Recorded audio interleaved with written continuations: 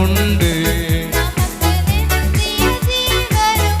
அவர் நாமத்தில் பரிசுத்தம் உண்டு.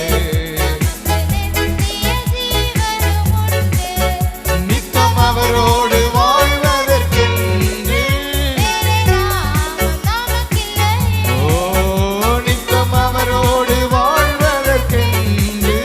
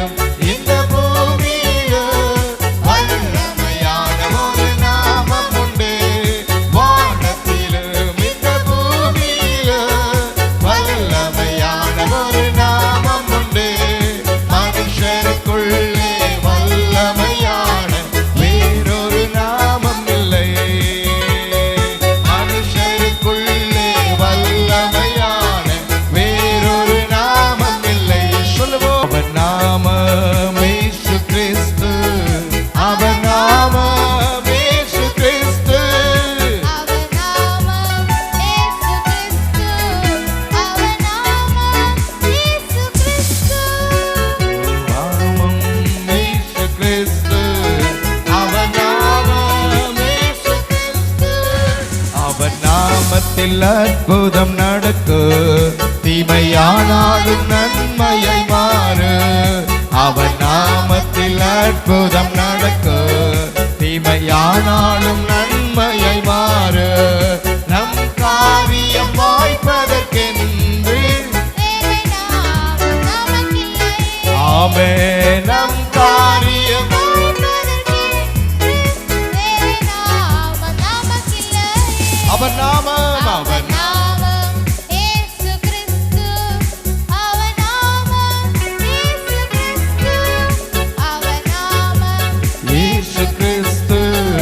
அவர் நாமம் வானத்திலும் இந்த பூமியிலும் வல்லமையான ஒரு நாமம் உண்டு.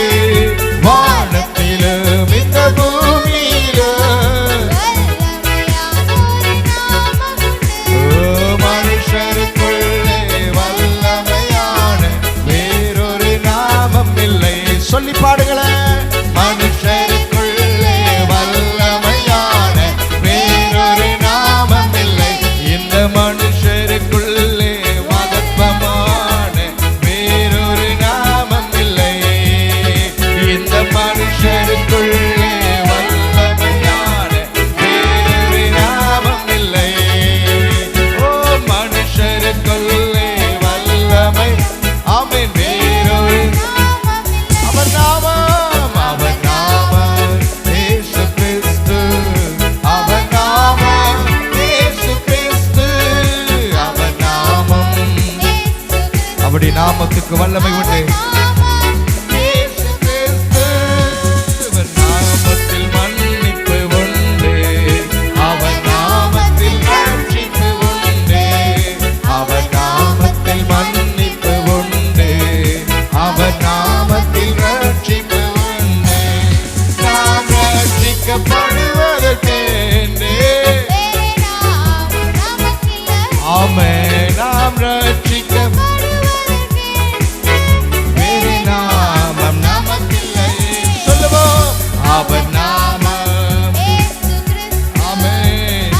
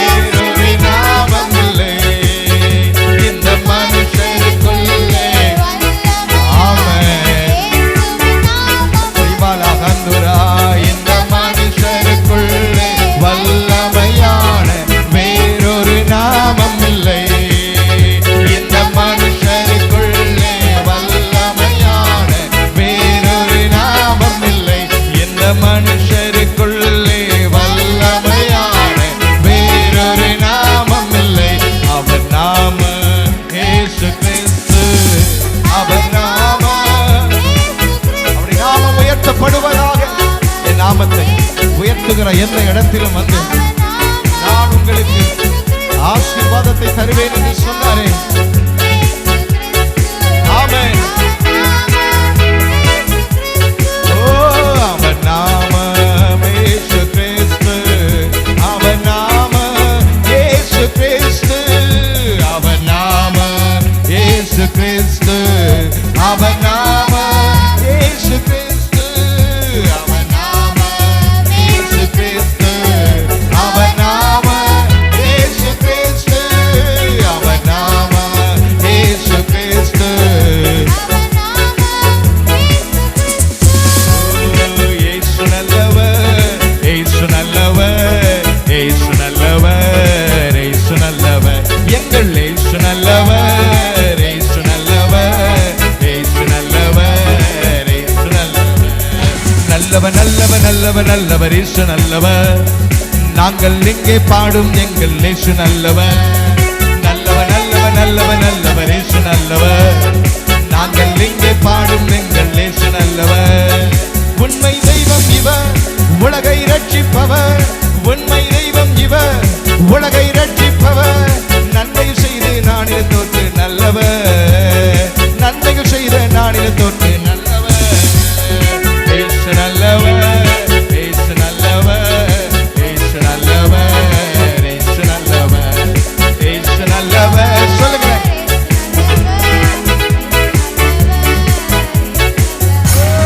இயேசு நல்லவர். ஆமென். இயேசு நல்லவர், இயேசு நல்லவர். ஆமென். இயேசு நல்லவர், இயேசு நல்லவர், இயேசு நல்லவர், இயேசு நல்லவர், இயேசு நல்லவர், இயேசு நல்லவர், இயேசு நல்லவர்.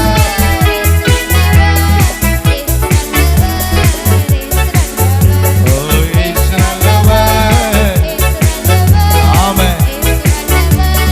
இயேசு நல்லவர். நம் இயேசு நல்லவர், ஒருபோதும் கைவிடார், ஒரு நாள் விலகிறார். நம் இயேசு நல்லவர், ஒருபோதும் கைவிடார், ஒரு நாள் விலகிறார். ஒன்று சேர்ந்து நாம் துதிப்போம், சாத்தானை மிதிப்போம், தேசத்தை சுதந்தரிப்போம். நம்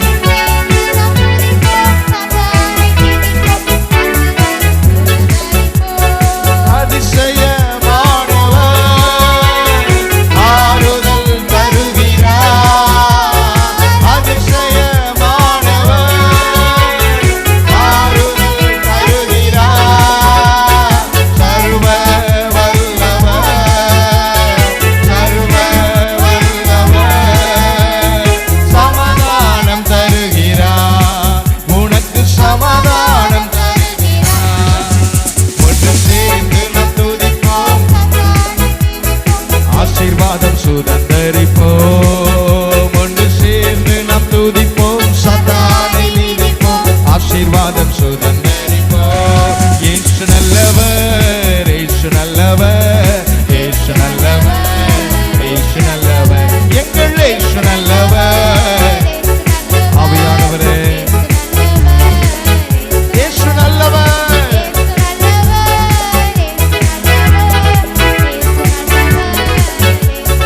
இயேசு, இயேசு நல்லவர், இயேசு நல்லவர், இயேசு நல்லவர், இயேசு நல்லவர், எங்கள் இயேசு நல்லவர், இயேசு நல்லவர், இயேசு நல்லவர், இயேசு நல்லவர், எங்கள் இயேசு நல்லவர், இயேசு நல்லவர், இயேசு நல்லவர், இயேசு நல்லவர், எங்கள் இயேசு நல்லவர், இயேசு நல்லவர், இயேசு நல்லவர்.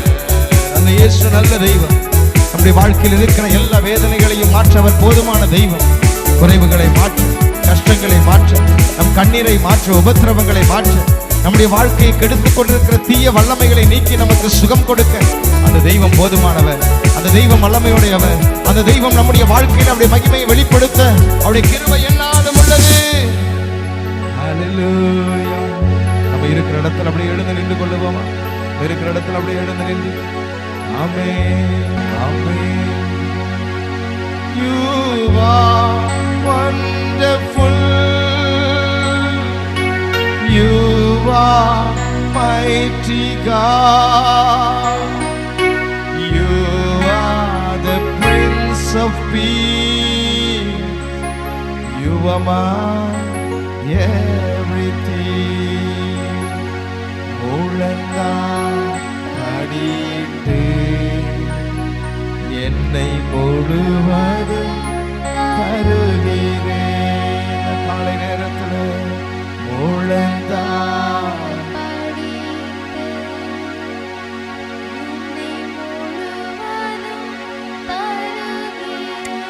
நானும் என் வீட்டாரும் உம்மையே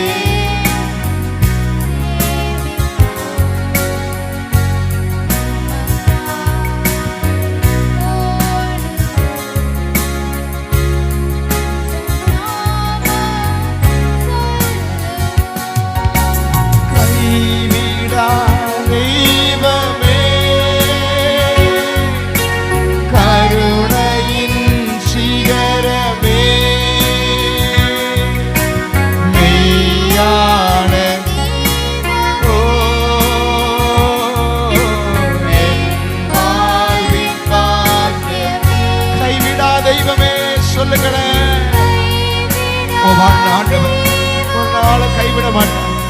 ஆமென். கருணையின்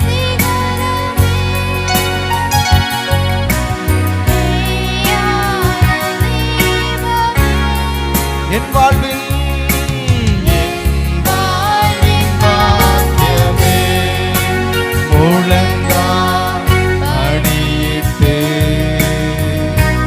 என்னை முழுவதும்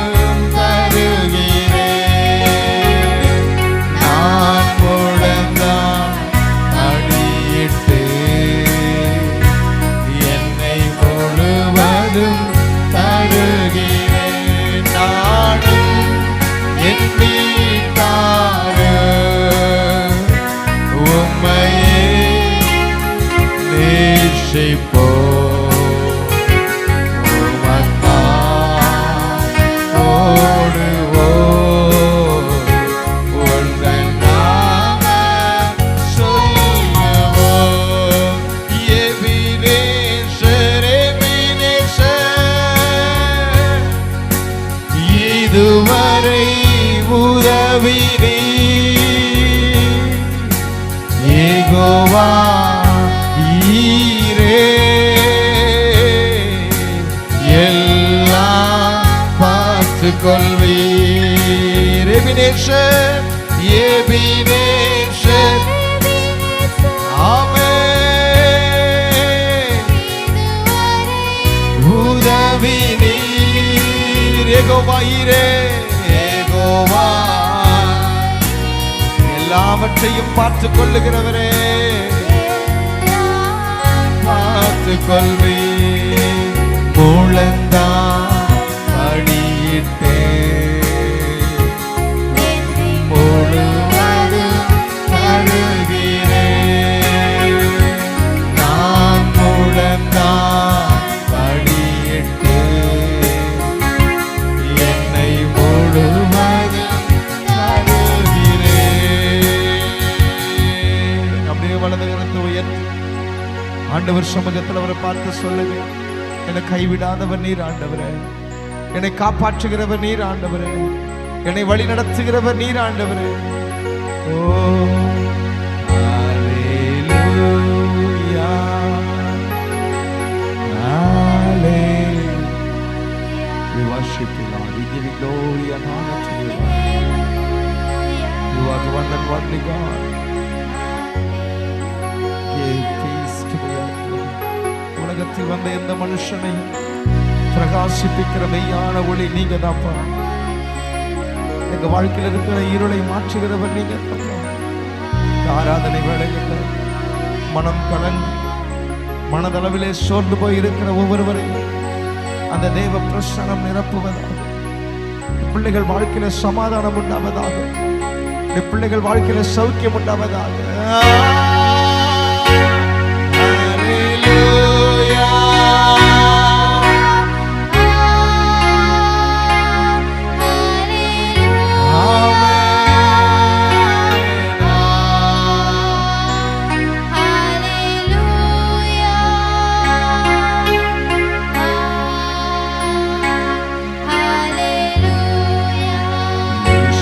பெரியவர், இயேசு பெரியவர், இயேசு பெரியவர், இயேசு பெரியவர். மறுபடியும் ஒரு விசை.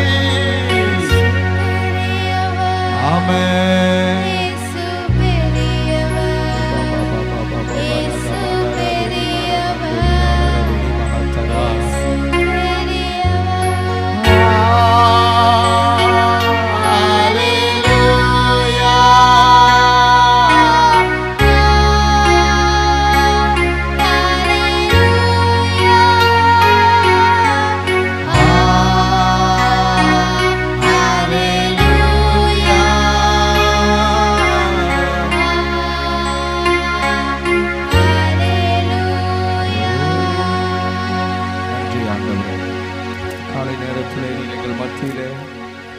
கிருபைகளை வெளிப்படுத்தி எங்களுக்குரிய நன்மைகளை தருகிறதற்காய் ஸ்தோத்திரம்.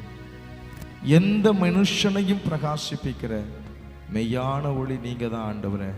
இந்த இடத்தில் வந்து விண்ணப்பம் செய்கிற பிள்ளைகளுடைய வாழ்க்கையில தேவ சந்தோஷத்தையும் சமாதானத்தையும் நிலைத்திருக்க பண்ணுவீராக. இயேசு கிறிஸ்துவின் வல்லமையுள்ள நாமத்தில் ஜெபிக்கிறோம் நல்ல பிதாவே.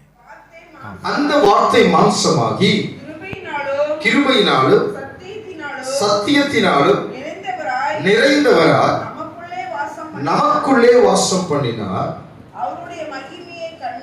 அவருடைய மகிமையை கண்டோம். முதலாவதாக இயேசு ஏன் இந்த உலகத்தில் வந்தார்? தேவனை இந்த உலகத்தில் வெளிப்படுத்துவதற்காக கடவுள் மனிதனாக இந்த உலகத்தில் அவதரித்தார். ஆங்கிலத்தில் சொல்ல போனா டு ரிவீல் காட். தேவனை ஒருவனும் ஒரு காலம் கண்டதில்லை. தேவனை ஒருவனும் நேரடியாக பார்த்ததில்லை. மனிதன் தேவனால் உருவாக்கப்பட்டான். ஆகவேதான் மனிதனுக்குள்ளாக இருக்கிற அந்த உணர்வு எப்பொழுதும் சொல்லுகிறது, நமக்கு மேல் ஒரு சக்தி உண்டு.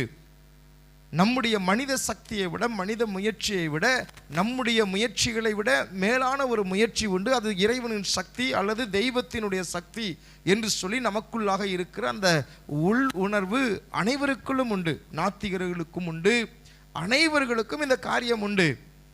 நம்ம வாசிச்சு நம்ம யோசிச்சு பார்க்கும்போது அநேக நேரத்தில் மருத்துவர்கள் சொல்றது என்னன்னா, எங்களால் முடிஞ்ச அளவுக்கு நாங்கள் பார்த்துட்டோம் சார், இனி கடவுள் தான், இனி நீங்கள் கும்பிடுற சாமி தான் உங்களுக்கு என்ன செய்யணும், நன்மை செய்யணும் அப்படின்னு சொல்லி ஒரு குறிப்பிட்ட அளவு அவர்களுடைய படிப்பினாலும் அவருடைய திறமையினாலும் அவர்களுக்கு இருக்கிறதான அனுபவத்தினாலும் மருத்துவர்கள் சிகிச்சை கொடுத்து விட்டு கடைசியாக சொல்லிடுவாங்க, கடவுள் தான் உங்களை என்ன செய்யணும், காப்பாற்றணும், கடவுள் தான் உங்களுக்கு வழி செய்யணும், அந்த கடவுளை நினச்சிக்குங்க, அந்த கடவுளை கும்பிடுங்க, அவர் நிச்சயமாக அந்த கடவுள் உங்களுக்கு நல்ல வழியை காட்டுவார் அப்படின்னு சொல்லி முடிப்பாங்க.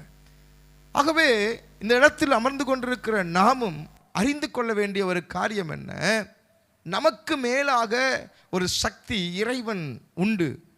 ஆமென். அந்த இறைவன் தான் மனிதனை இந்த உலகத்தில் படைத்தார். மனிதனுக்கும் கடவுளுக்கும் நல்ல ஒரு உறவு இருந்தது. ஒவ்வொரு நாளும் மனிதனோடு கூட அந்த கடவுள் வந்து பேசுவார். நேரடியாக எப்படி நாம் ஒருத்தருக்கு ஒருத்தர் பேசுவோமோ அந்த மாதிரி கடவுள் பேசி கொண்டிருந்தார். மனிதனோடு கூட கடவுள் இருக்கும் பொழுது அந்த மனிதனுடைய வாழ்க்கையில் எந்த ஒரு குறைவும் இல்லை. மனிதனுக்கு அனைத்தும் நிறைவாக இருந்தது. குடும்பத்தில் சமாதானம் இருந்தது. கணவனும் மனைவியுமாய் ஆண்டவர் படைத்தார். அவர்களுக்குள்ளாக சந்தோஷம் சமாதானம் இருந்தது. அவர்கள் மனநிறைவோடு வாழ்ந்து கொண்டிருந்தார்கள். ஆனால் இதையெல்லாம் பார்த்து கொண்டிருந்ததான பொல்லாத சாத்தான் இந்த மனுக்குலத்தை அழிக்கும்படியாக தேவனுக்கு விரோதமாக மனிதனை பாவம் செய்ய வைத்தான். கடவுள் சொன்ன அந்த வார்த்தைக்கு கீழ்ப்படியாமல் இதை புசிக்காதே என்று சொன்ன அந்த பழத்தை மனிதன் சாப்பிட்டதுனால கடவுளை விட்டு அவன் பிரிக்கப்பட்டான். கடவுளை விட்டு அவன் தூரம் போனான். கடவுளுக்கும் அவனுக்கும் இருந்த அந்த உறவு துண்டிக்கப்பட்டது. துண்டிக்கப்பட்டாலும் இந்த மனிதன் தன்னுடைய வாழ்க்கையில கடவுளை சார்ந்து கொள்ள வேண்டும் என்று சொல்லி அந்த நாளிலிருந்து இந்த நாள் வரைக்கும் தனக்கு தெரிந்த வழியில, தனக்கு போதிக்கப்பட்ட வழியில, தனக்கு எண்ணிய வழியில அந்த கடவுளை ஒவ்வொருவரும் ஒவ்வொரு காரியங்களிலே தேடிக்கொண்டுதான் வருகிறார்கள். அதில் ஒரு சிலர் உண்மையான வழியை கண்டுபிடித்து விட்டார்கள். கண்டுபிடித்தவர்களுக்கு அந்த தேவனுடைய உறவு கிடைத்ததுனால அவளுடைய வாழ்க்கை நிறைவாய் இருக்கிறதை நாம் பார்க்க முடிகிறது.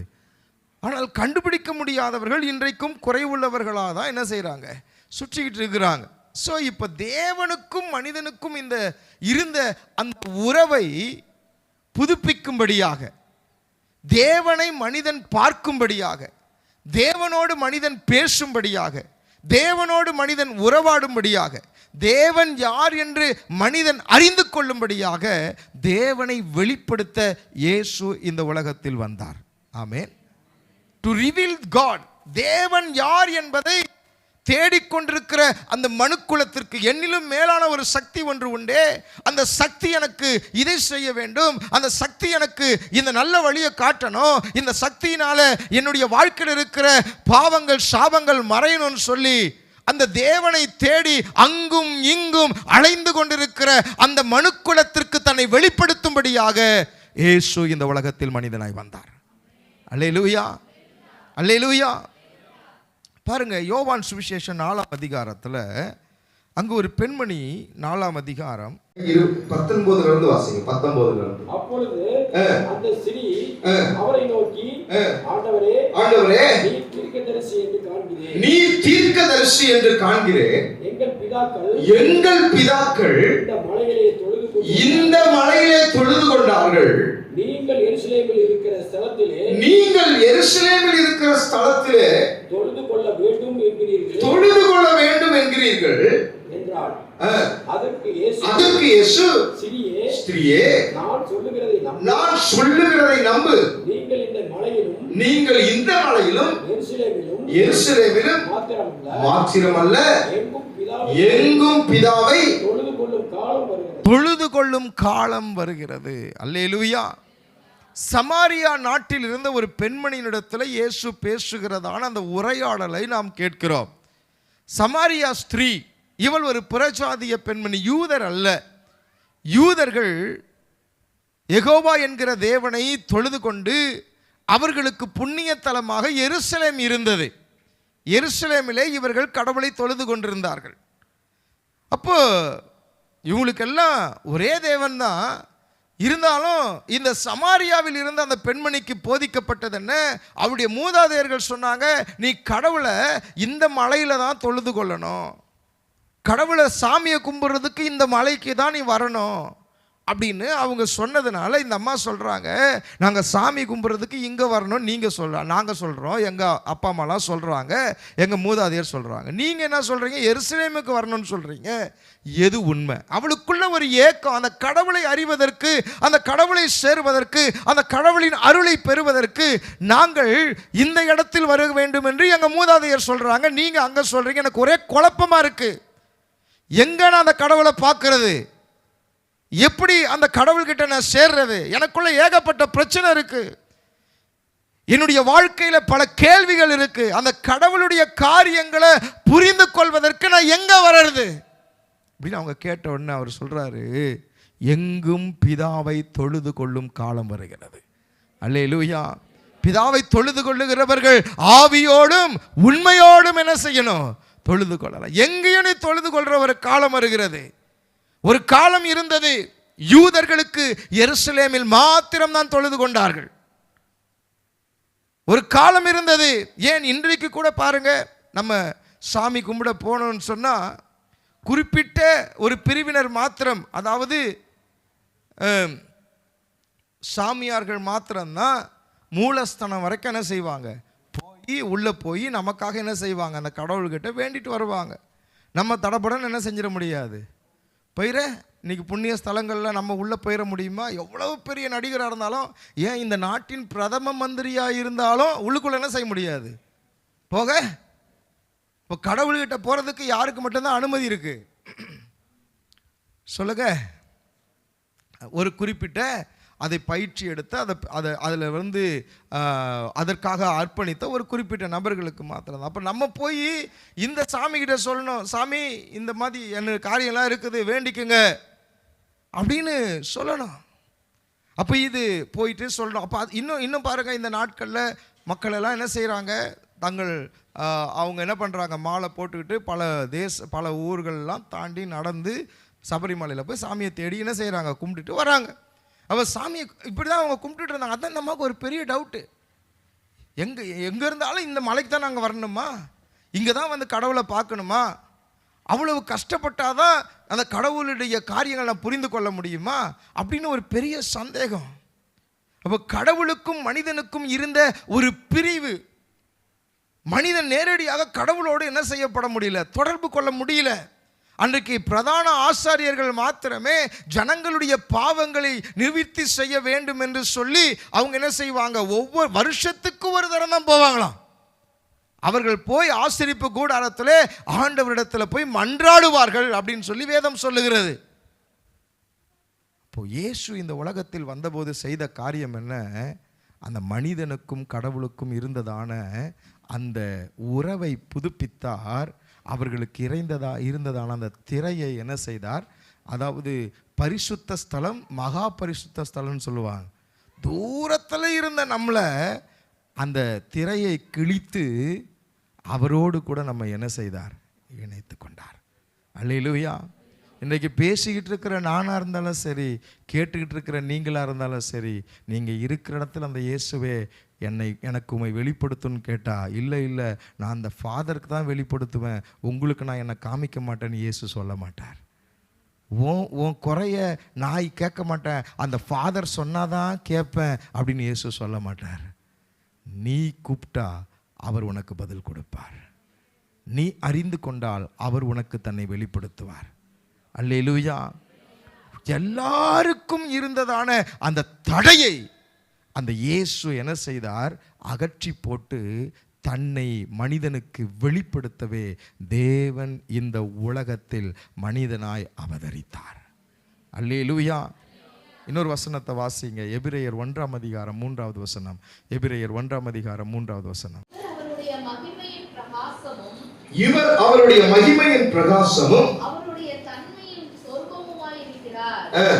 சர்வத்தையும் தம்முடைய வல்லமையுள்ள வசனத்தினாலே தாங்குகிறவராய் நம்மாலே தாமே நம்முடைய பாவங்களை நீக்கும் சுத்திகரிப்பை உண்டு பண்ணி உன்னதத்தில் உள்ள மகத்துவமானவருடைய வலது பார்சத்திலே உட்கார்ந்தார். பாருங்க, இந்த இயேசு யார், அவருடைய மகிமையின் பிரகாசமும், வாசிங்க, அவருடைய தன்மையின் சொரூபமாய் இருக்கிறார். யாருடைய மகிமை, கடவுளுடைய மகிமையின் பிரகாசமும். அதனால தான் இந்த உலகத்தில் இயேசு வாழ்ந்த பொழுது யூதர்களால் இயேசுவை தெய்வம் என்று சொல்லி ஏற்றுக்கொள்ள முடியல. நீர் மனிதனாயிருக்க உம்மை எப்படி கடவுள்னு சொல்லலாம், நீர் எங்களை போலவே ஒரு மனுஷனாக இருக்கிறீரே, நீர் எங்களை போலவே எங்கள் கூட வாழ்ந்துக்கிட்டு இருக்கிறீரே, எங்களை போல் சாப்பிட்றீங்க, எங்களை போல் ட்ராவல் பண்ணுறீங்க, எங்கள் கூடவே இருக்கிறீங்க, நீங்கள் எப்படி கடவுள்னு சொல்லலாம்? அதான் அவங்களுக்கு ஒரு பெரிய குழப்பம். அடிக்கடி அவர் சொன்னார், என்னை கண்டவன் பிதாவை கண்டான் அப்படின்னு சொன்னார். அல்லேலூயா. நானும் பிதாவும் ஒன்றாக இருக்கிறோம், நானும் தேவனும் கடவுளும் ஒன்றாக இருக்கிறோம் அப்படின்னு உடனே உங்களுக்கு கோவம் வந்துடுது. எங்களை மாதிரி மனுஷனாக இருக்கிறப்ப நீ திடீர்னு கடவுள்னு அடிக்கடி சொல்லிக்கிறீங்க. அப்போ தான் அவர் சொல்கிறாரு, நான் செய்கிற கிரியைகளின் நிமித்தம் நீங்கள் என்னை அறிய முடியலையா? அவன் ஒரு குருடன் ஒருத்தன் கேட்குறான், கடவுள் இவர் கூட இல்லைனா, கடவுளாக இவர் இல்லைனா இவர் இப்படிலாம் செய்ய முடியுமா? யோவான் எழுதின சுவிசேஷத்தில் பாருங்களேன், 9ஆம் அதிகாரத்தில் எடுத்துக்கங்க. யோவான் எழுதின சுவிசேஷம் 9ஆம் அதிகாரம். யோவான் எழுதின சுவிசேஷம் 9ஆம் அதிகாரம் 30வது வசனத்தை பாருங்க. அவர் என் கண்களை திறந்திருந்தும் அவர் எங்கே இருந்து வந்தார் என்று நீங்கள் அறியாதிருக்கிறது ஆச்சரியமான காரியம். பாவிகளுக்கு தேவன் செவி கொடுக்கிறதில்லை என்று ஒருவன் தேவபக்தி உள்ளவனாய் இருந்து அவருக்கு சித்தமானதை செய்தால் அவனுக்கு செவி கொடுப்பார். பிறவி குருடனுடைய கண்களை ஒருவன் திறந்து உண்டானது முதல் கேள்விப்பட்டதில்லையே. அவர் தேவனிடத்தில் இருந்து வராதிருந்தால் ஒன்றும் செய்ய மாட்டாரே என்றான். அவர்கள் அவனுக்கு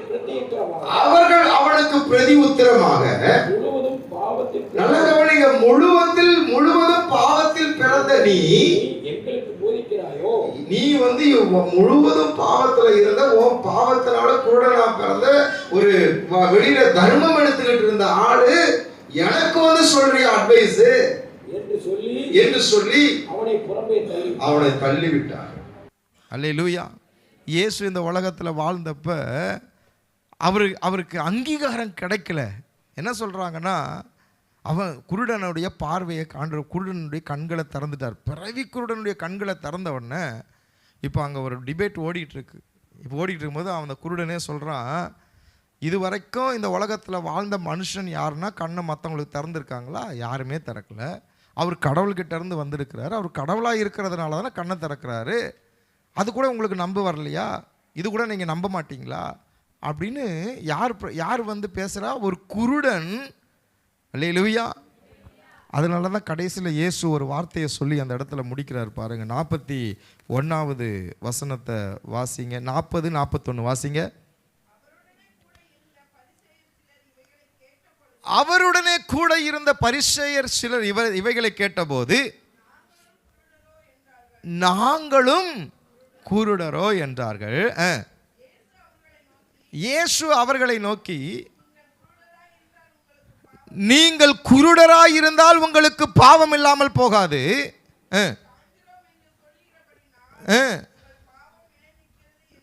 பாருங்க, நான் எல்லாமே எனக்கு தெரியும், நான் பார்க்குறேன்னு சொல்றதுனால தான் நீ என்னவா இருக்கிற? குருடனா இருக்கிற. இன்னைக்கு நிறைய நேரத்தில் தேவன் யார் என்று கண்டு கொள்வதற்கு நம்முடைய கண்கள் என்ன செய்யப்படலை? திறக்கப்படலை. எத்தனை அற்புதம் செய்தாலும் அந்த கடவுளை பார்ப்பதற்கு நம்முடைய அகக்கண்கள் என்ன செய்யப்படலை? திறக்கப்படலை. ஏன்? பாரம்பரியம் நம்முடைய கண்களை மூடி விடுகிறது. சமுதாயம் நம்முடைய கண்களை என்ன செய்து விடுகிறது? மூடி விடுகிறது. அந்தஸ்து நம்முடைய கண்களை மூடி விடுகிறது. இந்த இடத்துல இயேசுவே சொல்றாரு, நீ குருடனா இருந்தா பரவாயில்லையா, எல்லாம் எனக்கு தெரியும், நான் நல்லா பார்க்கிறேன் அப்படின்னு சொல்றதுனால தான் இன்றைக்கு நீ இந்த உலகத்தில் குருடனாய் வாழ்ந்து கொண்டிருக்கிறாய். கடவுள் உன்னை தேடி வந்தும், கடவுள் உனக்காக இந்த உலகத்தில் வந்தும் அந்த தேவனை நீ அறிந்து கொள்ளாதபடிக்கு உன்னுடைய மனக்கண்கள் குருடாய் இருக்கிறதற்குரிய காரணம் என்ன? தேவன் தன்னை மனிதனாக இந்த உலகத்தில் வெளிப்படுத்தி அவரை கண்டு கொள்வதற்கு, அவரை அறிந்து கொள்வதற்கு, அவரோடு கூட உறவாடுவதற்கு அவர் எத்தனை தியாகம் உனக்காய் செய்து அவர் உன்னோடு கூட இருக்க விரும்பினாலும் அந்த தேவனை பார்ப்பதற்கு உன் கண்கள் எப்படிப்பட்டதாக இருக்கிறது? இன்றைக்கி ஆண்டவரை தேடி வந்திருக்கிற தேவனுடைய பிள்ளை இயேசு ஏன் இந்த உலகத்தில் வந்தார்னா, கடவுளை உனக்கு வெளிப்படுத்துவதற்காக. தேவன் என்ற அந்த வார்த்தை, கடவுள் என்கிறதான அந்த காரியம் மனுஷனுக்கும் அதுக்கும் ரொம்ப தூரத்தில் இருந்ததுங்க. இதை மாற்றி மனிதனும் கடவுளும் ஒன்றாக இணையும் ஒரு வாய்ப்பை கொடுக்கும்படியாக கடவுள் இந்த உலகத்தில் மனிதனாய் வந்தார். அல்லேலூயா. இன்றைக்கு ஆண்டவரை தேடி வந்திருக்கிற தேவனுடைய பிள்ளைய, இன்றைக்கு அவர் உனக்கு தன்னை வெளிப்படுத்த ஆயத்தமாக இருக்கிறார். இதோ வாசற்படியில் நின்று கதவை தட்டுகிறேன், ஒருவன் என் சத்தத்தை கேட்டு கதவை திறப்பானாயாகில் அவனிடத்தில் பிரவேசித்து அவனோடு கூட போஜனம் பண்ணுவேன் என்று இயேசு சொல்லியிருக்கிறார். உன் இதய கதவரைய ஆண்டவர் தட்டார்.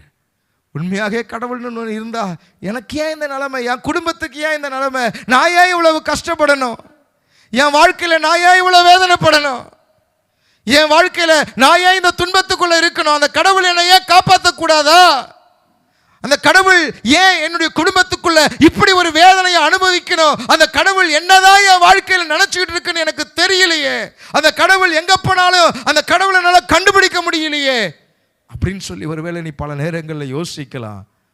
அந்த தேவன் இந்த உலகத்தில் வந்த ஒரே ஒரு காரணம் என்ன தெரியுமா? அவர் உனக்காக தன்னை வெளிப்படுத்துவதற்கு இந்த உலகத்தில் வந்தார். நீ கடவுள்னு ஒன்று இருந்தால் நான் பார்க்கணும்னு சொல்லி நீ விரும்புறியே, அவர் தன்னை வெளிப்படுத்துவதற்காக இங்கிருந்து அங்கே, அங்கிருந்து இங்கே, இப்படி பல மைல் தூரம், பல நாட்கள், பல இடங்கள் நீ அலைய தேவையில்லை. எங்கும் பிதாவை, எங்கும் தேவனை அறிந்து கொள்வதற்கு, ஏற்றுக்கொள்வதற்கு, புரிந்து கொள்வதற்கு அவர் இந்த உலகத்தில் வந்தார். அல்லேலூயா. அந்த ஆண்டவர் உனக்கு தன்னை வெளிப்படுத்த ஆயத்தமாக இருக்கிறார். நீ அவரை அறிந்து கொள்ள ஆயத்தமாக இருக்கிறியா? அவர் யார் என்று புரிந்து கொள்ள நீ ஆயத்தமாக இருக்கிறியா? அந்த ஆண்டவர் எப்படி தன்னை இந்த உலகத்தில் வெளிப்படுத்துகிறார்? இயேசு என்ற பெயரிலே இந்த உலகத்தில் தன்னை வெளிப்படுத்தினார். மனிதனாய் இந்த உலகத்தில் பிறந்து 33.5 ஆண்டு காலங்கள் வாழ்ந்தார். 3.5 ஆண்டு காலங்கள் நம்மைப் போலவே இந்த உலகத்தில் அவர் ஒவ்வொரு இடங்களிலும் சென்று, பட்டணங்கள் கிராமங்கள் தோறும் சென்று தேவனுடைய வல்லமையை, தேவனுடைய கிரியைகளை, தேவனுடைய மகத்துவங்களை ஜனங்களுக்கு வெளிப்படுத்தி ஒவ்வொருடைய வாழ்க்கையில் இருந்த வேதனைகளை அவர் மாற்றினார். அந்த இயேசுதான் சொன்னாரு, மரித்தேன் ஆனாலும் சதா காலங்களிலும் உயிரோடு இருக்கிறேன். அல்லேலூயா. அவர் இன்றைக்கும் உயிரோடு கூட இருக்கிறார். அந்த இயேசுவை அறிவதற்கு உங்களை ஒப்பு கொடுப்பீங்களா? அந்த இயேசுவை அறிகிறதற்கு உங்கள் கண்களை திறந்து பார்ப்பதற்கு இந்த வேத புத்தகத்தை வாசிக்க ஆரம்பிப்பீங்களா? அந்த இயேசு கிட்ட, ஆண்டவரே நீ உண்மையான தெய்வமாக இருந்தால் எனக்கு உங்களை வெளிப்படுத்த என்று சொல்லி நீங்கள் கேட்டிங்கன்னா அவர் உங்களுக்கு வெளிப்படுத்துவார்.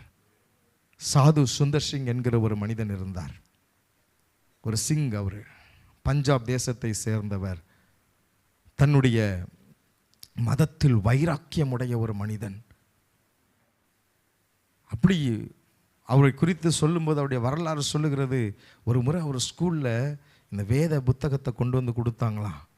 ஸ்கூல் படிக்கிற அந்த காலத்தில், என்னுடைய கடவுளை விட்டுட்டு நீ இன்னும் புதுசாக ஒரு கடவுளை கொண்டு வர அப்படின்னு சொல்லி அவன் நண்பர்கள் எல்லாரையும் சேர்ந்து எல்லார்கிட்ட இருந்து அந்த வேத புத்தகத்தை கொண்டு வந்து அந்த பிளே கிரவுண்டில் கொட்டி அதை எல்லாம் எரித்த ஒரு மனிதர். திடீரென்று அவருக்கு ஒரு வியாதி வந்து விட்டது. அந்த வியாதியினால் அவர் வெளியே வர்றதுக்கு பல மருத்துவர்களை தேடியும் பிரயோஜனம் இல்லை. பல இடங்களுக்கு தேடி பார்த்தாச்சு, பள்ளிக்கூடம் போக முடியல. கொஞ்சம் கொஞ்சமாய் அவருக்கு இருந்த அந்த வியாதி அவரை கொன்று கொண்டே இருந்தது. அவரும் அவருடைய தாய் தகப்பன் எல்லாரும் பல தெய்வங்களை, அவங்களுக்கு தெரிந்த தெய்வங்களை, வழிகளை எல்லாம் தேடி பார்த்தார்கள். ஒன்றும் வழி இல்லை. ஒரு நாள் அவர் முடிவு செய்தார், எப்படியும் நான் சாக போகிறேன், நான் சாகிறதுக்கு முன்னாடி எவ்வளவோ கடவுளை நான் கும்பிட்டுக்கிட்டு இருக்கிறேன், அந்த கடவுள் ஒரு கடவுளாவது வந்து எனக்கு தன்னை காட்சி கொடுக்கட்டும். நான் உண்மையாகவே அந்த கடவுளை பார்த்த பிறகு எனக்குள்ளே இருக்க அந்த கேள்விகளை கேட்டுட்டு நான் செத்து போயிடுவேன் அப்படின்னு சொல்லி, அந்த கடவுள்னு ஒன்று இருந்தால் எனக்கு தன்னை காண்பிக்கட்டும் அப்படின்னு சொல்லி அவர் தன்னுடைய மனதுக்குள்ளே தீர்மானித்தார். காலையில் அதிகாலையில் 5 மணிக்கு ஒரு ட்ரெயின் அவருடைய வீட்டு அருகில் கிராஸ் ஆகுமா.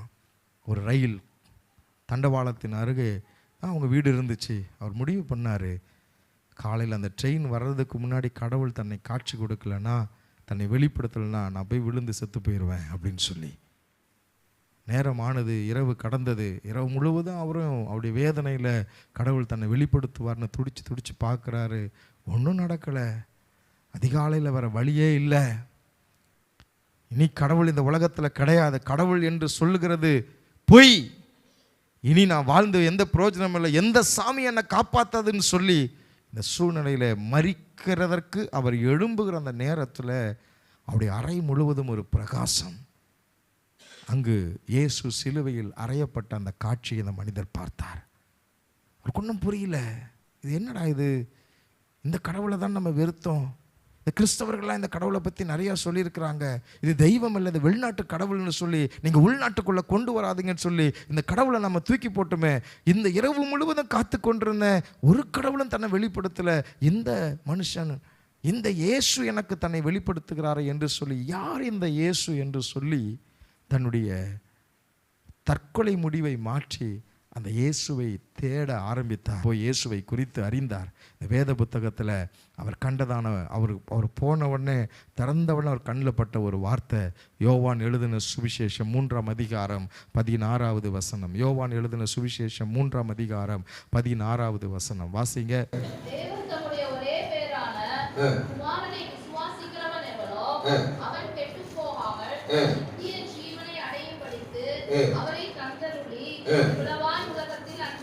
அவன் வாசித்ததான அந்த பகுதி, தம்முடைய ஒரே பேரான குமாரனை நம்புகிறவன் கெட்டு போகாமல் நித்திய வாழ்க்கையை அடையும்படிக்கு அந்த கடவுள் மனிதனை இந்த உலகத்தில் ஒப்பு கொடுத்தார் என்கிற அந்த வார்த்தை வாசகம், எனக்காக கடவுள் இவ்வளவு அன்பு கொடுத்தாரா, அன்பு செலுத்தினாரா என்று அந்த இயேசுவின் வழியிலே நடக்க ஆரம்பித்தார். அவர் வாழ்க்கை மாறினது. அவரை குறித்து இன்றைக்கும் இந்தியாவில் ஒரு பெரிய வரலாறு உண்டு. நீங்கள் யூடியூப்பில் போய் சாது சுந்தர் சிங் அவருடைய வரலாறுன்னு போட்டு பாருங்கள். இன்றைக்கு உங்களுடைய வாழ்க்கை ஒரு தோல்வியில் போயிட்டுருக்கா, ஏன் வாழ்கிறோன்னு தெரியாமல் ஒரு கேள்வியோடு இருக்கிறீங்களா? அந்த இயேசு உங்களுக்கு தன்னை வெளிப்படுத்த இந்த உலகத்தில் உதித்தார். அவர் இன்றைக்கும் உங்கள் வாழ்க்கையில் தன்னை வெளிப்படுத்த ஆயத்தமாக இருக்கிறார். நீங்கள் விரும்புவீங்கன்னா அந்த இயேசு உங்களுக்கு தன்னை வெளிப்படுத்தி வாழ்க்கையில் வழியே இல்லாமல் இருக்கிற உங்களை வாழ வைக்க இயேசு போதுமானவர். அல்லேலூயா. ரெண்டாவது, தேவன் ஏன் தன்னை வெளிப்படுத்தினார்? கலாத்தியர் 3:3 அதிகாரம் 13வது வசனம்.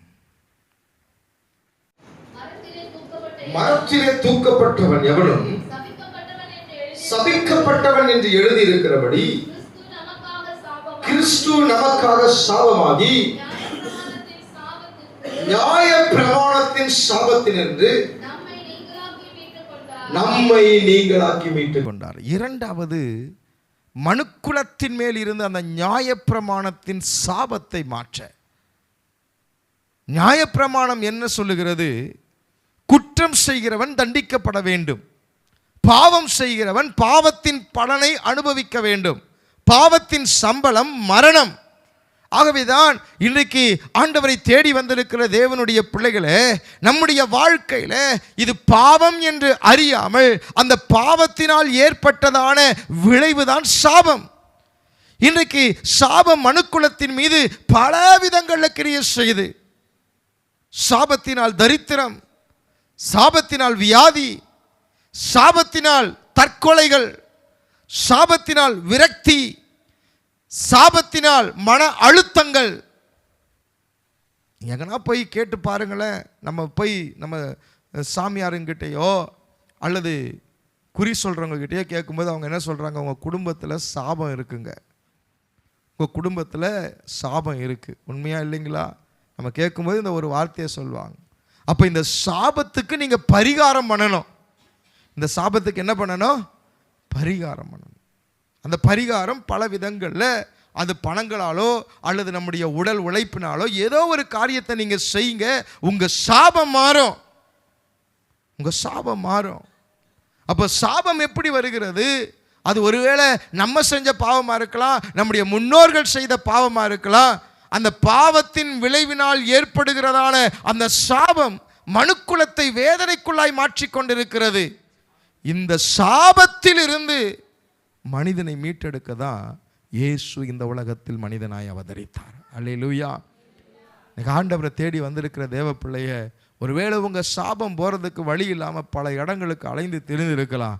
உங்கள் வாழ்க்கை ஒரு சபிக்கப்பட்ட நிலைமையில் இருக்கலாம். சாபம் உன்னுடைய வாழ்க்கையை, உன் குடும்பத்துக்குள்ள சமாதானம் இல்லாமல், நிம்மதி இல்லாமல், உன்னுடைய பிள்ளைகளுடைய வாழ்க்கையை கெடுத்துக்கிட்டு இருக்கலாம். சார், ஏதோ நான் தான் சாபத்தில் கஷ்டப்பட்டேன், ஆனால் என் பிள்ளைங்களுக்கும் சாபம் சார்.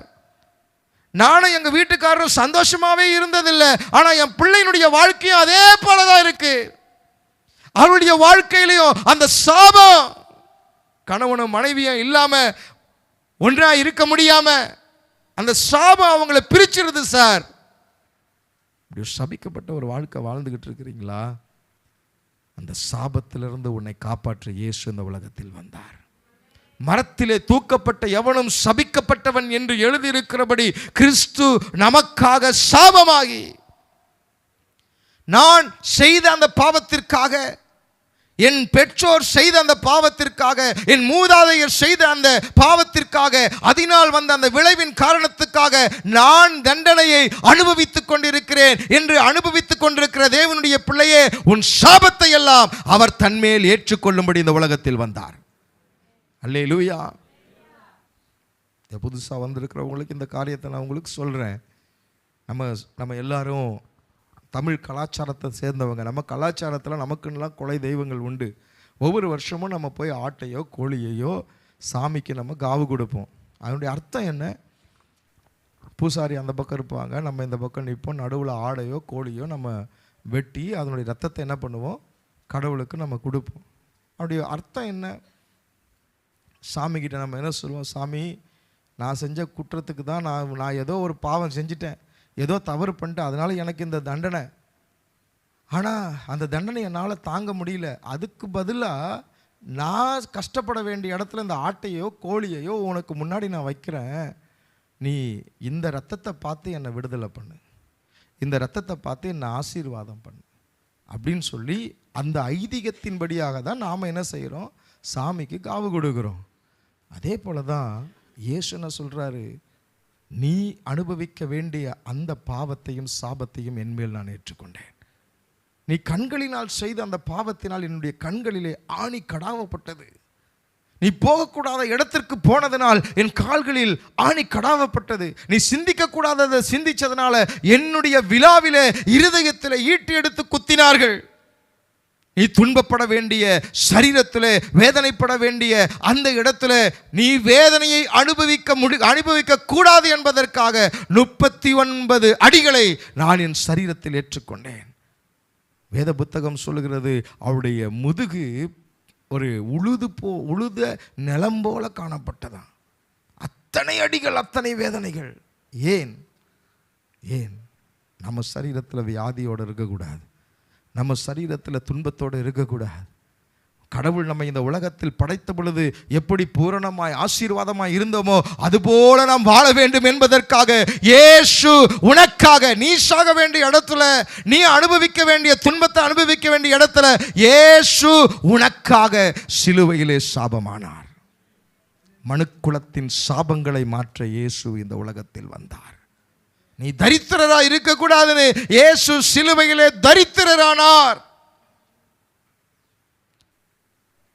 நீ கைவிடப்பட்ட நிலைமையில எனக்கு யாருமே இல்லையே, என்னை யார் காப்பாத்துவா, எனக்கு எதுவுமே பிடியே இல்லையே இந்த உலகத்தில் சொல்லி வேதனைப்படுகிற உனக்கு நீ கைவிடப்படக்கூடாது என்று சொல்லி அவர் தனித்து விடப்பட்டவராய் சிலுவையிலே தொங்கினார். திக்கற்றவராய் இருக்கக்கூடாதுன்னு இயேசு சிலுவையிலே திக்கற்றவராய் மாறினார். அவர் நம்முடைய பாவங்களை எல்லாம் அவர் ஏற்றுக்கொண்டார். அல்லேலூயா. இந்த கர்த்தரை தேடி வந்திருக்கிற தேவ பிள்ளைய, இன்றைக்கு அந்த பாவத்திலிருந்து சாபத்திலிருந்து விமோச்சனம் அடைய எங்கேயும் ஓட தேவையில்ல, எந்த பரிகாரமும் செய்ய தேவையில்ல. உன் நாவினால் அறிக்கையிட்டு எனக்காக அந்த இயேசு பாவத்தின் பரிகாரத்தை ஏற்றுக்கொண்டார், என் சாபத்திற்காக இயேசு தன்மேல் அந்த சாபத்தை ஏற்றுக்கொண்டார் என்று நீ அறிக்கை செய்ய செய்ய செய்ய உன் வாழ்க்கையில் இருக்கிற சாபத்தின் கூறுகளை கர்த்தர் உடைத்து போடுவார். நீ இந்த உலகத்தில் சமாதானமாய் சந்தோஷமாய் சௌக்கியமாய் வாழுவதற்கு இயேசு உதவி செய்வார். ரெண்டாவது, இயேசு இந்த உலகத்துக்கு ஏன் வந்தார் தெரியுமா? மனுக்குலத்தின் சாபத்தை தன்மேல் ஏற்றுக்கொண்டு சாப விமோச்சனத்தை மனுக்குலத்திற்கு கொடுக்க இயேசு வந்தார். முதல் சொன்ன தேவனை வெளிப்படுத்த இயேசு வந்தார். அல்லேலூயா. மனிதன் கடவுளை பார்ப்பதற்கு, மனிதன் கடவுளை அறிந்து கொள்வதற்கு, மனிதன் கடவுளோடு கூட நல்ல உறவுக்குள் வருவதற்காக கடவுள் இந்த உலகத்தில் வந்தார். ரெண்டாவது, மனுக்குலத்தின் மேல் இருக்கிற சாபத்தை தன்மேல் ஏற்றுக்கொள்வதற்கு கடவுள் இந்த உலகத்தில் வந்தார். அல்லேலூயா. மூணாவது ஒரே ஒரு காரியத்தை மாத்திரம் நான் சொல்லி முடிக்கிறேன். யோவான் எழுதின சுவிசேஷம் 10ஆம் அதிகாரம் 10வது வசனம். யோவான் எழுதின சுவிசேஷம் 10ஆம் அதிகாரம் 10வது வசனம். திருடன் திருடவும் கொல்லவும் அழிக்கவும் வருகிறானே அன்றி வேறொன்றுக்கும் வரான். நானோ அவைகளுக்கு ஜீவன் உண்டாயிருக்கவும் அது பரிபூரணப்படும். பரிபூரணமான ஒரு வாழ்க்கையை கொடுக்க இயேசு வந்தார். அல்லேலூயா, அல்லேலூயா. இன்னைக்கு நிறைய நேரத்தில் எப்படி சார் இருக்கிறீங்க? ஏதோ இருக்கிறங்க, ஒரு திருப்தி இல்லாத வாழ்க்கை, பரிபூரணம் இல்லாமல் வாழ்க்கை. நல்லா இருக்காங்க, பூரணமாக இருக்காங்க, சமாதானமாக இருக்கிறாங்க அப்படின்னு சொல்லுகிறவர்கள் குறைவுதான். இன்னைக்கு ஒருவேளை பணம் நிறையா இருந்தால் நம்ம சமாதானமாக இருப்போம்னு நினைக்கிறோம். இல்லை, பணம் உனக்கு சமாதானத்தை கொடுக்காது, பணம் உனக்கு நிறைவு கொடுக்காது. பணம் இருக்கிறவங்ககிட்ட போய் கேட்டு பாருங்க, அவங்களுக்குள்ள ஏதாவது ஒரு பயம் இருக்கிறதுனால தான் அவங்க பல காரியங்களை என்ன செய்கிறாங்க. பணம் நிறையா வச்சிருக்கிறவங்க தைரியசாலியாக இருந்தால் அவங்க என்ன பண்ணணும்? எதுக்கும் பயப்படாத ஆளாக என்ன பண்ணுவாங்க பாருங்க, ஒரு கயிறு கட்டியிருப்பாங்க, மேலே எதனா தாங்க கட்டியிருப்பாங்க, எல்லா வெள்ளத்தையும் இதெல்லாம் நமக்கு பாதுகாப்புன்னு என்ன செய்கிறாங்க. அவங்ககிட்ட போய் கேட்டு பாருங்க, ஆமாம் எவனா எதனா பண்ணிடுவாங்க, அதெல்லாம் நம்மளை என்ன செய்ய அண்ட காத்து கடுப்பு. இப்போ பணம் இருந்தால் நமக்கு சமாதானம் கிடச்சிரும்னு நினைக்கிறேன். இல்லை, ஏதோ ஒரு பயம் பணக்காரங்களுக்குள்ள என்ன செய்யுதுங்க, இருக்கதான் செய்யுது. ஆனால் இயேசு சொல்கிறாரு, நானும் அவைகளுக்கு ஜீவன் உண்டாயிருக்கவும் அந்த ஜீவன் பரிபூரணப்படவும் வந்தேன். அல்லேலூயா. பரிபூரணமான ஒரு வாழ்க்கையை இயேசு உனக்கு இந்த உலகத்தில் கொடுப்பதற்காய் வந்தார். அல்லேலூயா. நித்திய ஜீவனை கொடுப்பதற்கு இயேசு இந்த உலகத்தில் வந்தார். இன்னைக்கு ஆண்டவரை தேடி வந்திருக்கிற தேவனுடைய பிள்ளையே, இதோடு நம்முடைய வாழ்க்கை முடிஞ்சு போகிறது கிடையாது. மனுஷனுடைய வாழ்க்கையில் இன்னொரு ஒரு காரியம் நடக்க, நாம் மரித்த பின்பு ஒரு வாழ்க்கை உண்டு. ஆண்டு ஆண்டு காலம் கடவுளோடு கூட இருக்கக்கூடிய ஒரு வாழ்க்கை நமக்கு உண்டு. அந்த வாழ்க்கையை நீ பெற்றுக்கொள்ளனா, இயேசு சொல்கிறார், நானே வழியும் சத்தியமும் ஜீவனுமாக இருக்கிறேன், என்னை அல்லாமல் ஒருவனும் கடவுளத்தில் வர முடியாது. அவர் ஒருத்தர் தான் தைரியமாக சொல்கிறார். ஏன்? அவர்தான் மனுக்குலத்தின் பாவத்திற்காக தன்னுடைய ஜீவனை கொடுத்தார். அல்லேலூயா. என் வழியாய் வருகிறவன், நானே வாசல், என் வழியாய் ஒருவன் உட்பிரவேசித்தால் அவன் உள்ளும் புறம்புமாய் சென்று மேய்ச்சலை கண்டடைவான் என்று இயேசு சொல்லுகிறார். ஆண்டவரை தேடி வந்திருக்கிறது தேவனுடைய பிள்ளை, அந்த 3 காரியத்தை மனசில் வைங்க. இயேசு வந்ததான முதல் நோக்கம் கடவுளை உனக்கு வெளிப்படுத்த, உன் வாழ்க்கையில் இருக்கிற சாபத்தை மாற்ற. சாபத்தோடு நீ வாழ்ந்து சாகணும் இல்லை, பரிபூரணமான பூரணமான சௌக்கியமான ஜீவனை பெற்றுக்கொள்ள, பரிபூரண வாழ்க்கை வாழ்வதற்கு இயேசு இந்த உலகத்தில் வந்தார். அந்த இயேசுவை எத்தனை பேர் இந்த காலை நேரத்தில் தொழுது கொள்ள விரும்புகிறீங்க? அந்த இயேசுவை எத்தனை பேர் உங்களுடைய வாழ்க்கையில் விடுதலை கொடுக்கணும்னு விரும்புகிறீங்க? இருக்கிற இடத்துல கண்களை மூடி அந்த ஆண்டவர்கிட்ட கேட்க முடியுமா? ஆண்டவரே, நீர் இந்த உலகத்தில் வந்த அந்த நோக்கத்தை நான் அறிந்து கொண்டேன். ஆண்டவரே, எனக்கு உம்மை வெளிப்படுத்தும்னு சொல்லுங்க. கர்த்தரை அறிந்திருக்கிற தேவனுடைய பிள்ளைய, கர்த்தரை தேடி வந்திருக்கிற தேவனுடைய பிள்ளைய, இன்னைக்கு உன்னுடைய வாழ்க்கையில் ஏதோ ஒரு இடத்துல கடவுளை லிமிட் பண்ணுறாத, இவ்வளவுதான் அப்படின்னு நினைக்காத. அவர் உனக்கு தன்னை வெளிப்படுத்த அவர் போதுமானவர். அவர் உனக்கு தன்னை வெளிப்படுத்த அவர் போதுமானவர். ஆண்டவரை தேடி வந்திருக்கிற நமக்கு அவர் தன்னை வெளிப்படுத்துவதற்கு நம்ம ஒப்பு கொடுப்போமா? ஆண்டவர்கிட்ட கேளுங்க, ஆண்டவரே, நீர் என்னுடைய வாழ்க்கையில் இருக்கிற என்ன காரியமாக இருந்தாலும் அதை எனக்கு சொல்லி கொடுங்க ஆண்டவரே. என் வேதனையை மாற்றுகிறதற்கு உமக்கு வல்லமை உண்டு ஆண்டவரே என்று சொல்லி ஒப்பு கொடுப்போமா? ஹல்லேலூயா, ஹல்லேலூயா, ஹல்லேலூயா.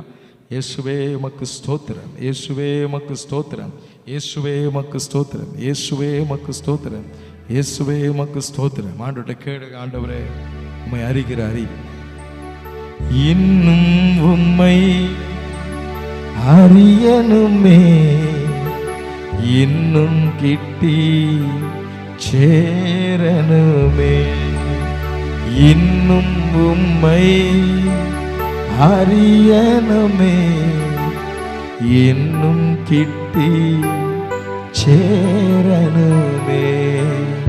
ராஜாவும் பிரசன்னம் போதுமையா, எப்போதுமே எனக்கு தாருமையா. ராஜா பிரசன்னம் போதுமையா, எப்போதுமே எனக்கு தாருமையா. பிரசன்னம் பிரசன்னம் தேவ பிரசன்னம். ஆராதனை நேரத்தில் வாழ்க்கையில் சாபத்தோடு இருக்கிறீங்க, ஏன்னா வாழ்றேன்ற அந்த விரக்தியில வாழ்ந்துட்டு இருக்கிறீங்களா? நோயினால் வந்த சாபம், வாழ்க்கையில் இருக்கிற அந்த விரக்திகள், சாபத்தினால் வந்த விளைவின் காரணமாக குடும்பத்தில் நிம்மதி இல்லாத தன்மை, சாபம் அநேக காரியங்களை ஒரு குடும்பத்தில் கொண்டு வரும்னு சொல்லி வேதம் சொல்லுகிறது. உன் பொருளாதாரத்தில் ஒரு சாபம், என்ன முயற்சி எடுத்தாலும் முன்னுக்கு வர முடியாத ஒரு நிலைமை, எவ்வளவு சம்பாதித்தாலும் பணமெல்லாம் மருத்துவருக்கு தீர்க்க முடியாத வியாதி. டாக்டர் கிட்ட போனா எல்லாம் நல்லா தானே இருக்கு, ஸ்கேன் ரிப்போர்ட் நல்லா இருக்கு, எல்லாம் நல்லா இருக்கு, ஆனா என்ன பிரச்சனை கண்டுபிடிக்க முடியாத ஒரு சூழ்நிலையா? இது அப்படி இருக்கலாம் இப்படி இருக்கலாம்னு சொல்லி ஒரு சாபம் வாழ்க்கையை வேதனைப்படுத்திக்கிட்டு இருக்கா. குடும்பத்துக்குள்ள இருக்கிற அந்த பிரிவினை, கணவன் மனைவியா சேர்ந்து வாழ முடியாத சூழ்நிலை, பிள்ளைகள் பெற்றோரா சேர்ந்து வாழ முடியாத சூழ்நிலை, குடும்பம் என்கிற அந்த அமைப்பிலே சந்தோஷம் இல்லாத ஒரு சூழ்நிலை, குடும்பத்துக்குள்ள இருக்கிற அந்த சாபம், இந்த சாபத்தின் விளைவாய் உன் குடும்பத்துல வேதனை அனுபவிச்சுட்டு இருக்கிறியா? என்ன சார் இது, வீட்டுக்கு போனாலே ஒரே இருளா இருக்கு, இந்த வீட்டுக்குள்ள போனாலே ஒரே நரகமா இருக்கு, அன்பில்ல, என்னை எல்லாரும் கைவிட்டுட்டாங்க, யாரும் என்ன புரிஞ்சுக்க மாட்டேன்றாங்க, ஏதான் இந்த வாழ்க்கைன்னு தெரியல, செத்துடலான்னு தோணுது, ஆனாலும் ஏதோ ஒரு காரியம் பயம் என்ன தடுக்குது சார். எப்பயோ நான் செத்து போயிருப்பேன், எப்பயோ என் வாழ்க்கையை நான் முடிச்சிருப்பேன், நான் வாழணும்னு வாழ்ந்துகிட்டு இருக்கிறேன் சார். ஒரு ஜடமா இந்த உலகத்துல இருக்கிறேன்னு சொல்லி ஒரு சபிக்கப்பட்ட வாழ்க்கை வாழ்ந்துட்டு இருக்கிறீங்களா? இந்த சாபத்திலிருந்து இயேசு விடுதலை தர போதுமானவர். எனக்கு அந்த இயேசு ஏன் இந்த உலகத்துல வந்தார் தெரியுமா? ஐயா அம்மா, மனுக்குலத்தின் சாபத்தை எல்லாம் தன்மேல் ஏற்று உன்னை சாபத்திலிருந்து விடுவிக்க, பரிபூரண ஜீவனை உனக்கு கொடுக்க இயேசு இந்த உலகத்துல வந்தார். எத்தனை பேருக்கு அந்த சாபத்திலிருந்து விமோச்சனை வேணும்? சாபத்திலிருந்து உனக்கு விடுதலை வேணுமா? இயேசுவை பார்த்து சொல்ல, ஆண்டவரே, இதுவரைக்கும் நாங்க உங்களை சரியா புரிஞ்சுக்காம, உங்களை அறியாம,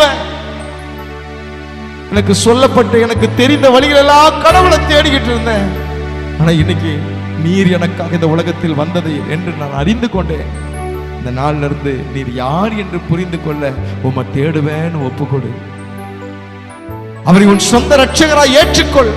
உன் பாவத்திற்காக இயேசு மரித்தார் என்பதை நம்பு.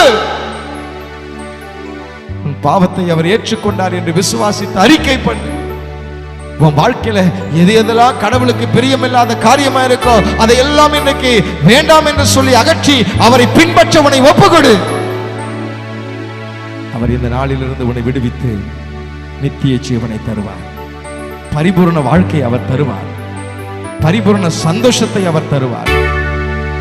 ஹல்லேலூயா. நம்ம இருக்கிற இடத்துல அப்படியே எழுந்து நின்று கொள்ளுவோமா? இருக்கிற இடத்துல எழுந்து நின்று கொஞ்ச நேரம் அந்த ஆண்டுகிட்ட வேண்டுங்களேன். இயேசுவேன்னு இந்த வார்த்தையை சொல்லுங்க. உங்க பிரச்சனை எல்லாம் எனக்கு தெரியாது, நீங்க எந்த நோக்கத்துக்காக இந்த இடத்துல வந்திருக்கீங்கன்னு எனக்கு தெரியாது. அந்த கடவுளுக்கு தெரியுங்க, அந்த கடவுளுக்கு தெரியுங்க, அந்த இயேசுவுக்கு தெரியுங்க. அந்த இயேசு உங்களை இன்னைக்கு தொடர்றதுக்கு விரும்புறார். அந்த இயேசு உங்க வாழ்க்கையில் அற்புதத்தை செய்ய விரும்புறார். நீங்க அந்த இயேசு கிட்ட பேசுங்க. இயேசுவே, எனக்கு இதெல்லாம் துன்பமா இருக்கு, இதெல்லாம் மாறல. நீங்க வேண்டிட்டு போய் பாருங்களா, அடுத்த கிறிஸ்துமஸுக்குள்ள உங்களுக்கு ஒரு மாற்றத்தை உங்க குடும்பத்துல தருவார். இந்த இடத்தை விட்டு போகும்போதே ஒரு பெரிய பாரம் உன்னை விட்டு நீங்கி போனதை நீ உணர்வ. ஒரு பெரிய வேதனை உன்னை விட்டு போனதை உணர்வ. உன்னை அழுத்திக்கிட்டு இருந்த அந்த இருள் உன்னை விட்டு விலகினதை நீ உணர்வ. உனக்குள்ள இருந்த அந்த பிடிப்பில்லாத தன்மை, விரக்தி உன்னை விட்டு போனதை நீ உணர்வ. இயேசு உன்னை விடுவிக்க போதுமானது. இயேசுவின் பிரசன்னம் உன்னை விடுவிக்க போதுமானது. இயேசுவின் வல்லமை உன்னை விடுவிக்க போதுமானது. இயேசு உனக்கு அற்புதத்தை செய்ய அந்த இடத்துல இறங்கி வந்திருக்கிறார். 2025 வருஷத்துக்கு முன்னாடி மனுக்குலத்தின் வேதனையை மாற்ற இயேசு இந்த உலகத்தில் வந்தார் என்று சொன்னால், இன்றைக்கு உன் வாழ்க்கையில் இருக்கிற வேதனைகளை மாற்றுவதற்கு இயேசு இந்த இடத்துல இருக்கிறார். கேட்கறதெல்லாம் நீ வாயை திறந்து கேளு. இயேசுவேன்னு ஒரு வார்த்தை சொல்லு. இயேசுவே, எனக்கு அற்புதம் செய்யுன்னு சொல்லு. இயேசுவே, என் வாழ்க்கையில் இருக்க துன்பங்களை மாற்றுங்கன்னு சொல்லு. அவர்கிட்ட பார்த்து சொல்லுங்க, பேசுங்க. அவர் பேசாதவர் கல்லோ மண்ணோ அல்ல. அவர் உன்னோடு கூட பேசுகிறவன், உன்னோடு கூட பேசுகிறவன். உன் காரியங்கள் எல்லாம் உனக்கு வெளிப்படுத்தி உனக்கு வழியை உண்டு பண்ணுகிறவன். ஹல்லேலூயா. கூப்பிடு, நீ பதில் கொடுப்பா. உன் குறைகள் எல்லாம் நிறைவாக்குவா. உண்மையாக தேடுவோரின் உள்ளத்தில் வந்திடுவா. இந்த காலை நேரத்துல உண்மையா இயேசுவை நீ கூப்பிட்டனா, உன் உள்ளத்துக்கு அவர் வருவாருங்க. உங்க வீட்டுக்கு அவர் வருவாருங்க. உங்க வீட்டுக்கு ஒரு வேளை சொந்தக்காரங்களா வராம இருக்கலாம். உன் உற்றார் உடனே வராதபடிக்கு பல பேர் உன் வீட்டை கட்டி வச்சிருக்கலாம். அந்த வீட்டுக்கு யார் யா போவா அப்படின்னு ஒரு சாபம் நிறைந்த ஒரு வீடாக அவன் இருக்கலாம். இன்னைக்கு இயேசுவன் வீட்டுக்கு வருவார். இயேசுவன் வீட்டுக்கு வருவாரு. இயேசுவன் கூட வருவாரு. உன் வேதனையை மாற்றுவார், உன் கண்ணீரை மாற்றுவார், உன் உபத்திரவத்தை மாற்றுவார், உன் வியாதியிலிருந்து விடுதலை தருவார். நீ கூப்பிடு இயேசுவேன்னு. இயேசுவே நீ வாய் திறந்து சொல்லு. கூப்பிடு நீ பதில் கொடுப்பா, உன் குறைகள் எல்லாம் நிறைவாக்குவா.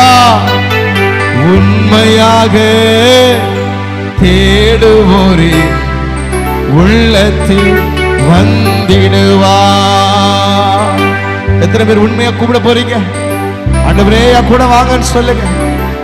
நான் மனசார நான் உங்களை கூப்பிடுறப்ப என் இருதயத்துக்குள்ள வாங்கப்பான்னு சொல்லுங்க. என் பாவத்தெல்லாம் மன்னிச்சு என்னை ஏத்துக்குங்கன்னு சொல்லுங்க. அல்லேலூயா.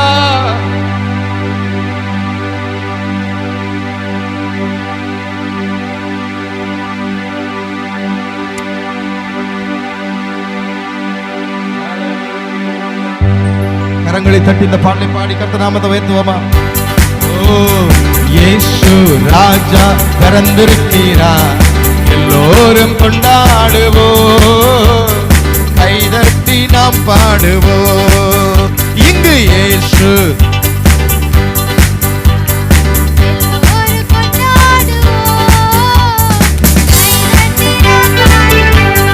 கொண்டாடுவோம் கொண்டாடுவோம், கவலைகள் மறந்து நாம் பாடுவோம். இன்று கொண்டாடுவோம்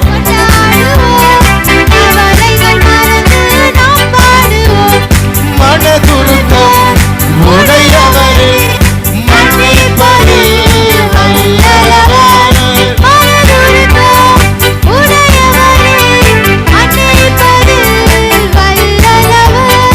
உன் நினைவாய் இருக்கின்றார், ஓடி வா என் மகனே.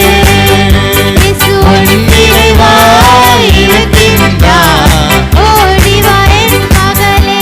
இயேசு ராஜா எங்க ராஜா, இயேசு ராஜா எங்க தங்க ராஜா, இயேசு ராஜா எங்க ராஜா, இயேசு ராஜா இயேசு ராஜா, ஓ எங்க ராஜா. ஓ மனதுருக்கம் உடையவரே, மன்னிப்பதில் ஓ மனதுருக்கம்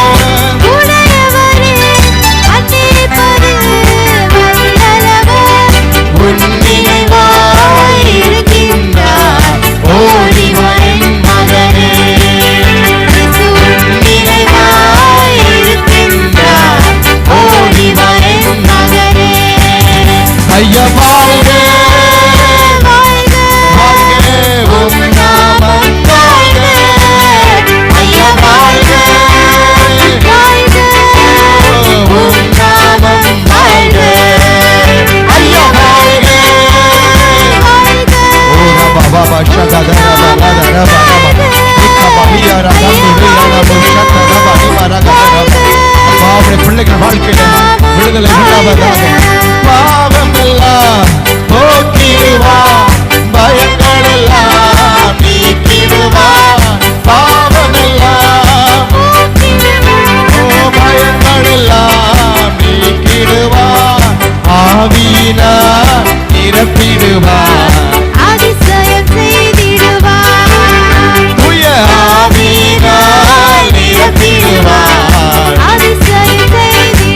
ஓ ஆராதனை உமக்கே. கொஞ்ச நேரம் கர்த்தருடைய விடுதலை உணர்ற வரைக்கும் ஓ ஜீசஸ் ஆராதனை வல்லமை உண்டாகட்டும். ஆண்டவரே பிள்ளைகள் வாழ்க்கையில ஒரு விடுதலை. ஆமென் ஆமென் ஆமென் ஆமென் ஆமென். உயிருள்ள நாட்களெல்லாம் உம்மை உயர்த்தி பாடிடுவேன். எங்கள் உயிருள்ள நாட்களெல்லாம் உம்மை புகழ்ந்து பாடிடுவேன். ராஜா நீ செய்த நன்மைகளை எண்ணி எண்ணி துதித்திடுவேன். ஓ இயேசு ராஜா. ஆமென் ஆமென். எண்ணி எண்ணி துதித்திடுவேன். விடுதலையை விரும்புகிறோம் ஐயா. தாருமையா இந்த இடத்துல குடும்பத்துல சரீரத்துல கேளுங்களேன். ஜீசஸ் இயேசுவின் நாமத்தினாலே விடுதலை உண்டாவதாக. தாருமையா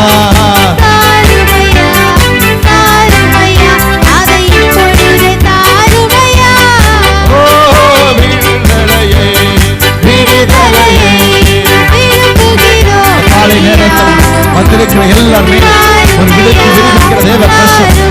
ஜப நேரத்தில் அநேகரை கர்த்தர் விடுவிக்கிறார். அநேகருடைய வாழ்க்கையில ஒரு நம்பிக்கையை கர்த்தர் கொடுக்கிறார்.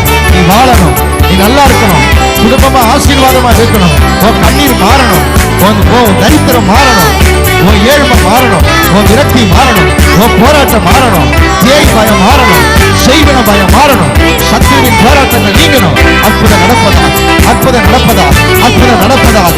இந்த ஆராதனை நேரத்தில் இருக்கிற பிள்ளைகள் வாழ்க்கையில் நன்மைகள் உண்டாவதாக, சாபங்கள் உடைவதாக, பொல்லாத ஆவியின் கிரியைகள் வெளியேறுவதாக, அசுத்த கட்டுகள் உடைக்கப்படுவதாக, அந்தகாரத்தின் முகங்கள் எரிக்கப்படுவதாக. இந்த இடத்தை விட்டு போகும்போதே ஒரு விடுதலை உண்டாகணும். ஆண்டவரே, நம்பிக்கையோடு வந்திருக்கிறாங்கப்பா, உங்க தேடி வந்திருக்கிறாங்கப்பா.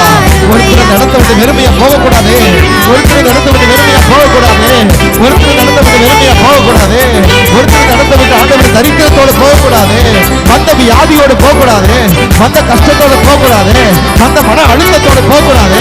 அற்புதம் நடப்பதாக. இந்த ஆராதனை நேரத்தில் அற்புதம் நடப்பதாக, சமாதானம் உண்டாவதாக. சாவு கேதுவான யாவற்றையும் புதுப்பிக்கிற ஒரு வல்லமை அபிஷேகம் இறங்கி வருவதாக. Let your people be delivered, Lord. Let your people be delivered, Lord. நீர் உண்டாக்கின இந்த ஜனம் விடுவிக்கப்படுவார்களாக. நீர் சிருஷ்டித்த இந்த ஜனம் ஆசீர்வதிக்கப்படுவார்களாக. அக்கிரமத்தின் கட்டுகள் நோய்கள் உடைக்கப்படுவதாக.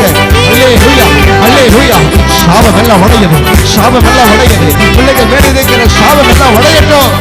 இப்பொழுதே தாருமையா, பாவம் எல்லாம் போக்கிடுவார், பயங்கள் எல்லாம் நீக்கிடுவார், இயேசு பாவம் எல்லாம் பயங்கள் எல்லாம் நீக்கிடுவார். உன்னை ஆவியினால் நிரப்பிடுவார், அதிசயம் அதிசயம் செய்திடுவார், ஆமென், ஆமென். ஆவியினால் ஆமென். நிரப்பிடுவார், அதிசயம் செய்திடுவார், ஆமென், ஆவியினால் நிரப்பிடுவார், அதிசயம் செய்திடுவார். நோய்கள் எல்லாம் போக்கிடுவார், நொடி பொழுதே சுகம் தருவார், ஆமென். நோய்கள் எல்லாம் சொல்ல சொல்ல சொல்ல பலவீனங்கள் எல்லாம் மாறுகிறதுக்கு ஸ்தோத்திரப்பா. தீர்க்க முடியாத வியாதிகள் எல்லாம் மாறுகிறதுக்கு ஸ்தோத்திரப்பா. இது ஆராதனை நேரத்தில் ஒவ்வொருவரையும் கொடுவீராக, கொடுவீராக. ஆமென். ஆவியினால் நிரப்பிடுவார், ஜீசஸ். அதிசயம் செய்திடுவார். எல்லாம் நடு நடுங்க நம்ம பெரியவர் திருமுன்னே பேய்களெல்லாம் இந்த காலை நேரத்துல குடும்பத்தை ஆட்டி படைச்சுக்கிட்டு இருக்கிற எல்லா பொல்லாத வல்லமைகள், தீய ஆவிகள் நடுங்கி வெளியேறுவதாக, நடுங்கி வெளியேறுவதாக. இந்த பிள்ளைகள் விடுதலை ஆவார்களாக, நன்மைகள் உண்டாவதாக, சமாதானம் உண்டாவதாக. ஓ ராபா பாபா பாபா பாபா பாபா. விடுதலை விடுதலை விடுதலை விடுதலை விடுதலை விடுதலை. பெற்றுகள் பெற்றுகள் பெற்றுகள். நடு நடுங்க பெரியவர் திருமுன்னே. ஓ பேய்களெல்லாம் பெரியவர் திருமுன்னே. ஆமென். ஆராதனை உமக்கே, ஆராதனை உமக்கே,